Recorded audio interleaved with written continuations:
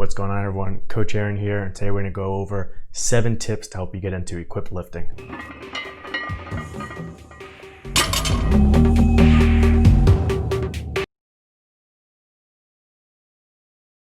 Alright, what's going on, everyone? Welcome back to another video. Thanks for watching.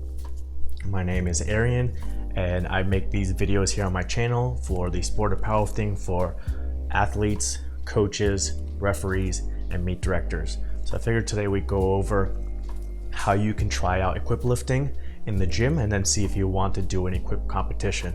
So this would be beneficial for raw powerlifters that want to maybe try out equipped lifting, especially now when we have a long break.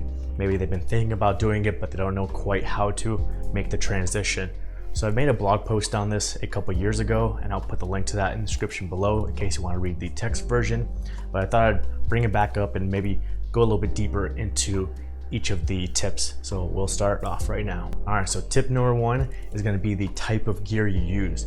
Okay, you don't need to go straight for brand new, top of the line, and the tightest gear out there.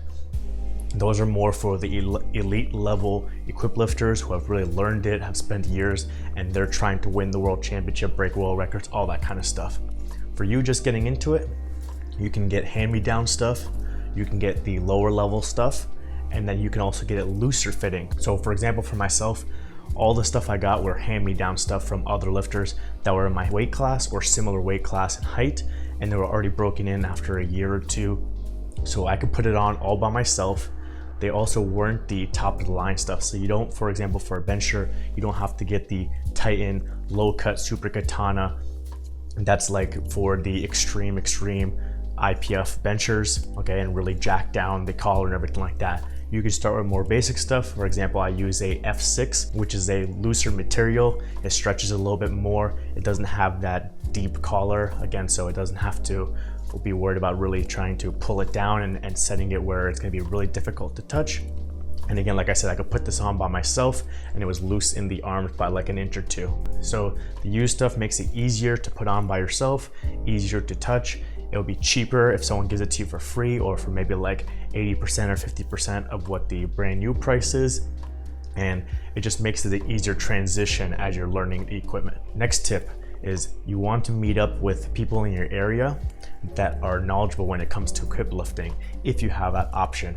So if there's someone who is very knowledgeable with equipped lifting in your town or maybe even like an hour away, then you want to try and meet up with them. Contact them, see if you can meet up with them maybe once a week or once every other week, even once a month. So you're doing your equipped session that once a month with them, where they can show you how to put the gear on, where it should fit with the seams, how it should feel once you have it set correctly. They can help you wrap your knees, they can help you with spotting, all kinds of stuff like that, so that you can basically make the transition easier and not have to try and trial and error and figure everything out on your own. You can go to them to get support from all the stuff they already know.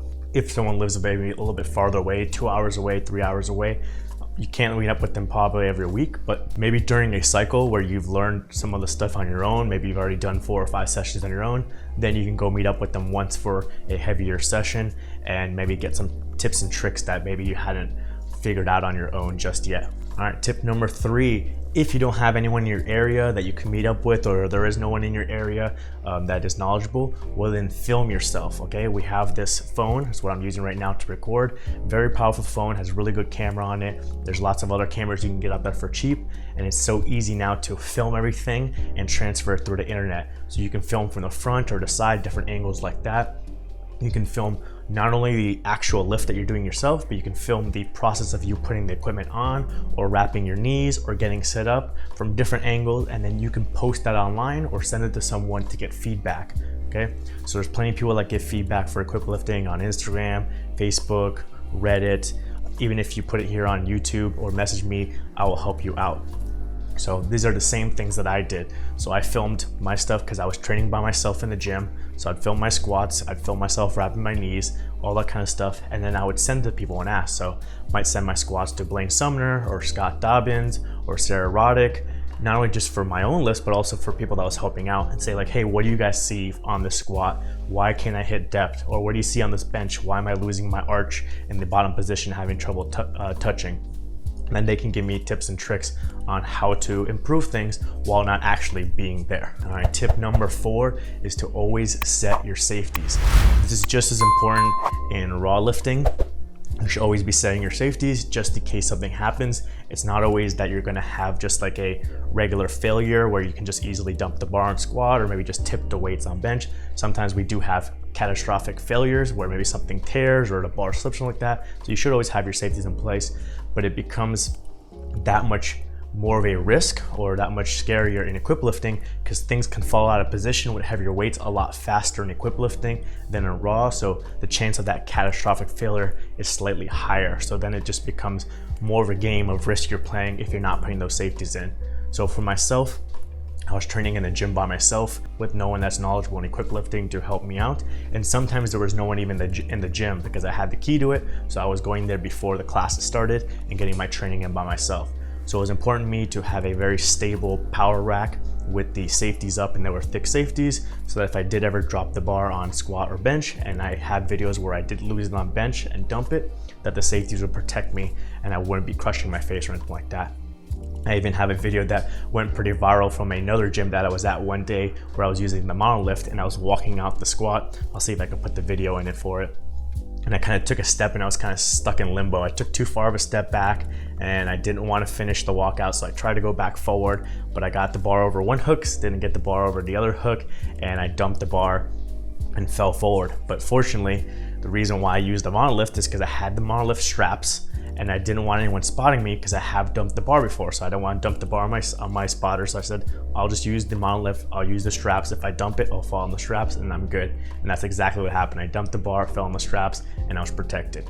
So if I didn't have those monolift straps in there, and then I could have really seriously hurt myself. And if I had spotters there and I dumped it on my spotters, I could have possibly hurt my spotters. So always have the safeties in there. Tip number 5 is to get into the gear often, okay?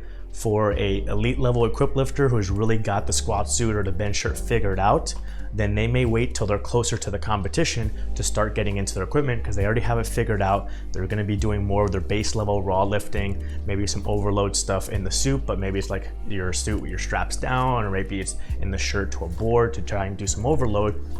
But they also don't want to overuse their equipment too much and have it wear and tear, and then it won't be as effective, or you have to be constantly getting new stuff. But as a beginner making that transition, you need to get into it more so you can practice it more.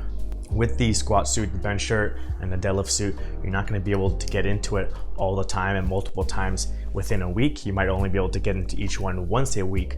So because you're limited on that number of frequency, then you want to start farther out from a competition. So you may start out 8, 12, or 16 weeks out from the competition and start putting it in every once in a while to start gaining that experience as you're going into the competition. And because your equipment's already going to be loose from tip number 1, then you're not really wearing and tearing it or anything like that, having to get new stuff. It is already broken in, it is already loose, it's already easy to hit depth and touch in the shirt. And so you're just kind of figuring it out. And then once you become more experienced, you can always buy new stuff and then shorten the amount of time you are in the equipment. Tip number 6 is to practice the competition lifts often. It's the same thing as raw lifting where you're trying to learn a skill. As I said in the previous tip, for the elite equip lifters, they may be doing variations, they may be squatting to a box, they may be doing straps down, they may be benching to a board to do certain types of overloading or work certain parts of the movement pattern that they're really trying to figure out. And then they'll do more competition lifts as you're getting closer to the competition.